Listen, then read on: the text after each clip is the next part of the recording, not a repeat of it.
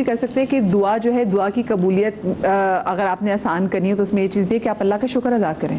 بالکل ایسا کہ آپ کا شکر آپ کی دعا کی قبولیت کے چانسز بڑھا دیتا ہے. جی ہاں بالکل ایسا ہے. نبی صلی اللہ علیہ وسلم کی حدیث بھی ہے کہ کسی نے اگر نماز پڑھی ہے اور نماز پڑھنے کے بعد اب جو وقت ہے نا اس کی اجرت کا ہے, ٹھیک ہے, یعنی کہ پورے دن اگر مزدوری نے مزدوری کی ہے, اب نماز پڑھنے کے بعد اب جب یہ ہاتھ اٹھاتا ہے نا تو یہ اجرت کا وقت ہوتا ہے. جب آپ شکر ادا کرتے ہیں. اچھا بہت اچھی باتیں کہیں. میں کچھ لوگوں کی گفتگو سن کر ہی جو ہے نا انسان سوچتا ہے کہ یہ انسان کتنا اچھا ہے کہ ذرا سے مجھے تو وہ شکرانے والی بات مجھے بڑی آپ کسی کے بہاف پہ کریں تو کہ آپ جانوروں کا بھی سوچتے ہیں, اور ایسے ہی لوگوں کو اللہ تعالیٰ عزت بھی دیتے ہیں جو معاشرتی جو برائیاں ہیں یا جن چیزوں پر ہم شکر ادا کر سکتے ہیں, اس طرح کے عمل ہم اپنی زندگی میں لاتے ہیں تو یہ جو ہے وہ انسان کو کامیاب بھی کرتا ہے اور معاشرے میں ایک اچھائی بھی پھیلاتا ہے. ہم بات کر رہے تھے کس وقت دعائیں قبول ہوتی ہیں نا. نبی صلی اللہ علیہ وسلم کی حدیث ہے, ایک جگہ تو ملتا ہے کہ 1 گھڑی, اور پیارے نبی چونکہ رحمت للعالمین ہیں تو پیارے نبی سنن نبی داؤد کی یہ روایت ہے کہ 12 گھڑیاں جمعے میں آتی ہیں. جمعے کے روز 12 گھڑیاں ایسی ہیں کہ جس وقت اللہ تعالیٰ دیکھتے ہیں نا کہ بندہ دعا کر رہا ہے تو اسی وقت اللہ رب العالمین اس کی دعا کو قبول فرما لیتے ہیں. اور ہاں 12 گھڑیاں ہیں. اچھا میں 12 گھڑی میں اگلی کالر ساتھ ان کو کال ایڈ کر لی. بابر صاحب ہمارے ساتھ موجود ہیں ٹھنڈے ٹھار شہر اسکردو سے. السلام علیکم جی. وعلیکم السلام میم, خیریت آپ؟ اللہ کا شکر بالکل ٹھیک. بابر بھائی کیا پوچھنا چاہیں گے؟ کے دوران تقریباً 2 منٹ یا 1 منٹ نیچے بیٹھتے ہیں, اور وہ بیٹھتے کیوں ہے, اس کی کیا وجہ ہے, اور اس کے بارے میں جاننا چاہتے ہیں. بس ٹھیک ہے میرا بھائی, بہت شکریہ آپ کی کال کا جی. بابر صاحب ہمارے ساتھ موجود تھے. ایک تو جمعے میں 12 ساعتیں ایسی ہیں جس میں قبولیت کی ہے کہ جی دعائیں آپ کی قبول ہو سکتی ہیں. اور میرے بھائی کا سوال بھی تھا, یہ ہم جانیں گے, لیکن چھوٹی سی بریک کے بعد کہیں مت جائیے گا.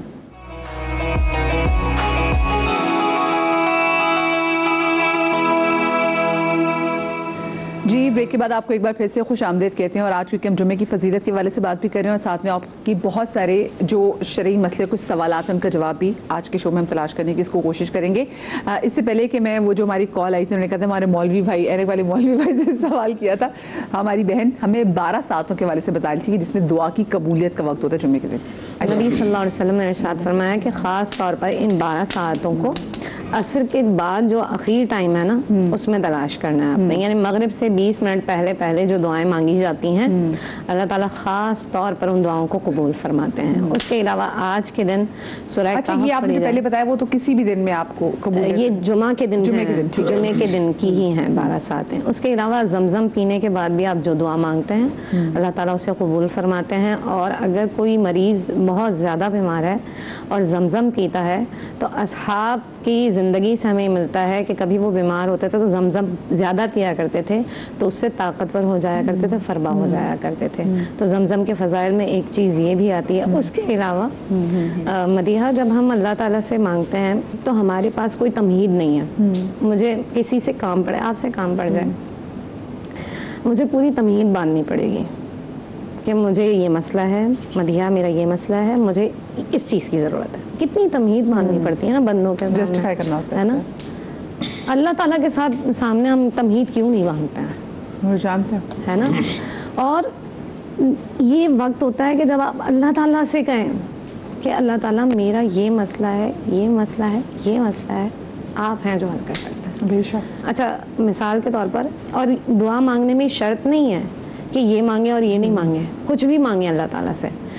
ایون کہ اگر آپ کو کسی سے تکلیف بھی ہے نا, شانیلا سے, فرزانہ سے, رضوانہ سے, جس سے بھی ہے, آپ اللہ تعالیٰ سے کہیں اللہ مجھے فلاں بندی نے تنگ کیا ہے, آپ ہیں جو اس کو ہدایت دے سکتے ہیں. ٹھیک ہے, یہ جو آپ کی گفتگو کرنا ہے نا یہ آپ کو اللہ کے قریب کرے گا. دوسرا ایک اور چیز, جب آپ دوسروں سے شیئر کرتے ہیں کھٹکا لگا رہتا ہے, یہ کسی فلاں کو نہ بتا دے, فلاں کو نہ بتا, یہاں سے تو کوئی بات آگے جانی ہی نہیں ہے نا. تو جب بھی اللہ سے مانگیں تو اس کے لیے ساعتوں کو تلاش نہ کریں. اور ایک اور بچپن سے سنا کہ جب بھی عشق اہل بیت میں آپ جب ان کی محبت کی بات کر رہے تھے آپ کی آنکھوں سے آنسو نکل پڑے, کیونکہ جو آنسو ہے وہ آنا کوئی آسان کام نہیں ہے, اور خوشی سے رونا, محبت میں رونا, مودت میں رونا, یہ کوئی آسان بات نہیں ہے. یہ لٹرلی ایک معجزہ ہی ہے جو اللہ پاک نے آپ کے دل میں آپ کو عطا کیا ہوا. تو وہ اس کے بعد بھی آپ کی دعا مانگیں تو اس پہ بھی قبولیت کی مہر ہوتی ہے. نور بھائی آپ سے سوال کیا گیا تھا کیوں بیٹھتے ہیں؟ بسم اللہ الرحمن الرحیم. اس سوال سے پہلے ایک میں تمہید ایک بات کر دوں کہ جب بھی آج لوگ الحمدللہ نماز جمعہ ادا کرنے جائیں گے مسجد کے اندر، تو مساجد میں نماز سے کے لیے اگر آپ کو پہلی صفوں میں بیٹھنا ہے تو کوشش کیا کریں کہ پہلے صف میں جا کر بیٹھیں.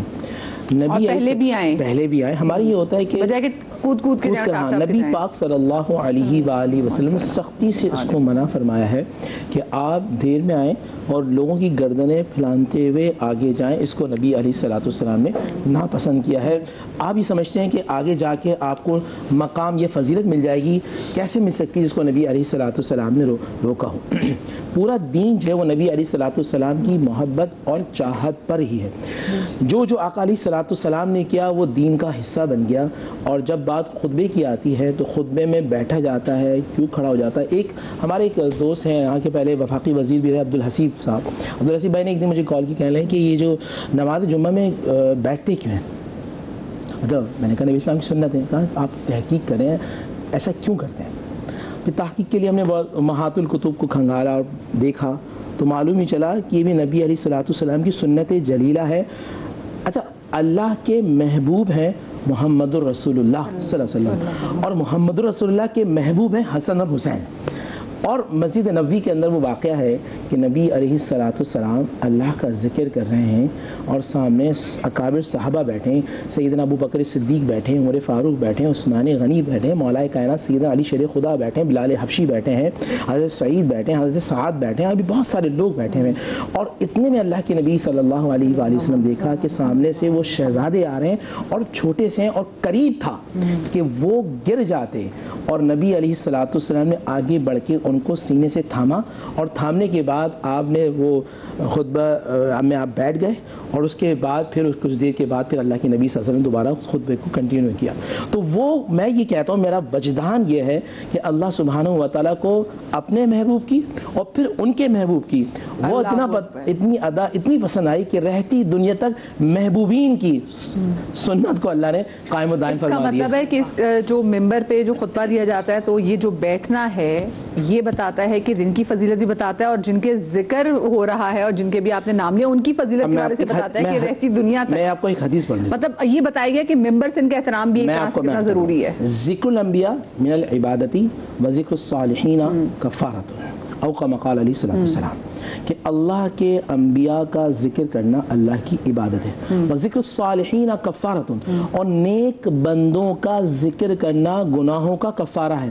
تو اگر ہم یہاں بیٹھ کر ان اشخاص سے محبت کرتے ہیں یا دعویٰ کرتے ہیں تو اللہ سبحانہ و تعالی ہمارے گناہوں کو دھو رہا ہوتا ہے، ہمارے گناہوں کو صاف کر رہا ہوتا ہے. لیکن نبی پاک صلی اللہ علیہ وسلم خطبہ بیان فرما رہے ہیں تو اگر مجھے نبی علیہ السلام سے محبت ہے تو مجھے کوشش یہ کرنی کہ میں پہلی ساعتوں کے اندر مسجد جاؤں. ہاں، اور ان کے آنے سے پہلے میں موجود ہوں وہاں. یہ بہت اچھا سوال. میں اگر آج سے کل جو رات کی ضروری جمعرات کی راتوں میں نیت کروں کہ میں کل جمعے کے اندر پہلے جاؤں گا اور نماز جمعہ کے آخر تک وہاں رکوں گا. ایک حدیث میں نے پڑھی تھی کہ جو شخص اس طرح کی نیت کرتا ہے آسمان سے فرشتے اس بندے کا دیدار کرنے کے لیے آتے ہیں کیونکہ وہ بندہ اللہ کا مہمان ٹھہرا جاتا ہے. تو آپ اگر مسجد کے اندر یا وہ بہنیں جو مسجد بیت یعنی جو گھر کے اندر ایک جگہ بیٹھی ہوتی ہیں نماز ظہر ادا کر رہی ہوتی ہیں اور سورہ کہف پڑھ رہی ہوتی ہیں، سورہ کہف آپ نے پڑھی اس جمعے کو اگلی جمعے تک آپ اللہ کے نور کے اندر ہیں اور اللہ تعالیٰ آپ کے سارے گناہوں کو معاف فرما دیتا. تو کوشش کریں سب سے پہلے مسجد میں جائیں. آپ جائیں گے تو اللہ آپ کے نامہ اعمال میں ایک اونٹ کے برابر ثواب عطا فرمائے گا. آپ دوسری ساتھ کے اندر گئے اللہ آپ کو گائے کے برابر کہ آپ نے گائے اللہ کی راہ میں صدقہ دی. آپ اندازہ کیجئے دی نہیں لیکن آپ رسول اللہ کی محبت میں گئے. اس کے بعد گئے تو آپ نے بکرا اللہ سبحانہ و تعالیٰ کی بارگاہ میں صدقہ دیا. اس کے بعد آپ تھوڑا اور لیٹ گئے تو ایسا ہے کہ آپ نے ایک جو ہے وہ مرغا اللہ سبحانہ و تعالیٰ کی بارگاہ میں صدقہ دیا. اور جب آپ اس سے آخر میں گئے تو ایسا ہے کہ آپ نے اس کے جو انڈے ہیں وہ آپ نے غربا میں بانٹ دیے اور اس کا ثواب اللہ عطا فرمایا. اور جب آخر میں جا رہے ہوتے ہیں تو فرشتے ایسی کتاب کو بند کر دیتے ہیں اور وہ خطبہ سننا شروع کر دیتے ہیں. اگر آپ خطبے کے لیے یعنی خطبے سے پہلے گئے تو اللہ سبحانہ و تعالیٰ آپ کے نامہ اعمال میں اتنی نیکیاں لکھ رہا ہوتا ہے.